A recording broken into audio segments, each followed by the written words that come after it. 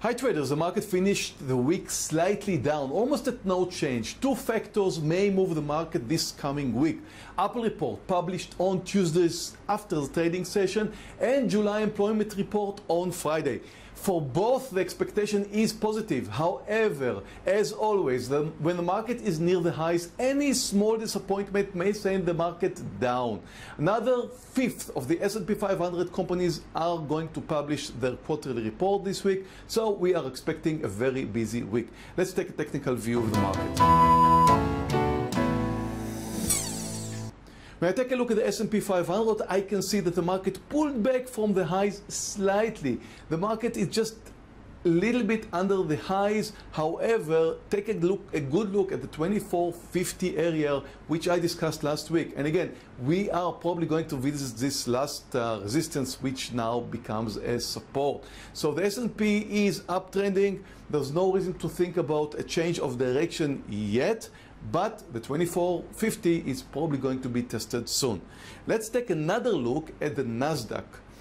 When I take a look at the Nasdaq, the story is a little bit different. You see, the Nasdaq touched a new high, which is very interesting. However, it left us with quite a big flag for a reversal. If you take a look at last few days, especially Thursday, you can see that there was quite a big reversal from the highs. It's an engulfing candle, which usually suggests a change of direction. So even though we go according to the S&P and so far we are still uptrending, that's a very big sign what just happened with Nasdaq.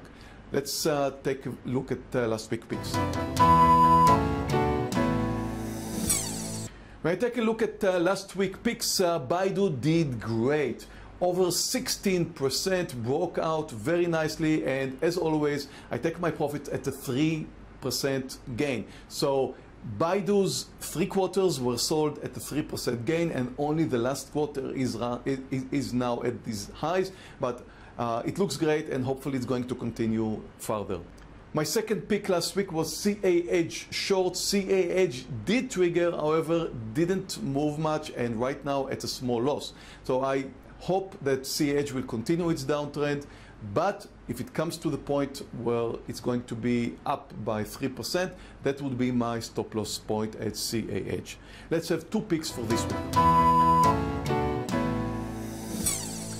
My first pick for the week is NRG long, over $25.43. As you can see, NRG is moving up quite a lot in the last few days, and I expect it to continue higher if it moves over the highs. It's not only the trend and the momentum, it's also a small short squeeze, because there should be a lot of traders who are shorting NRG right now. So only if it moves over the highs, it's going to be a value trade. So NRG is my first pick for the week.